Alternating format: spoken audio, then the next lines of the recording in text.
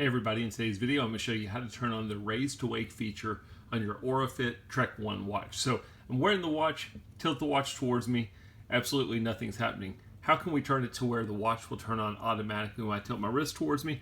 I'm going to press any of the buttons on the watch to turn on the display. I'm going to swipe down from the top.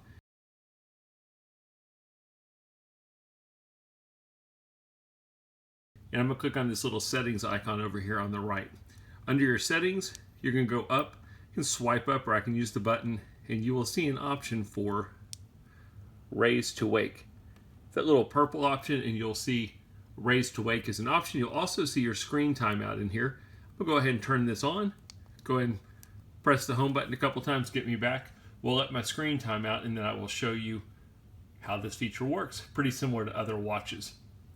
Just like most smartwatches, there's some other ways to have done it, but to me that's the easiest way. Now, tilt my wrist towards me, screen turns on automatically. So that's where your Raise to Wake setting is. If you don't like this feature, do the exact same thing, toggle it off. I hope the video helped.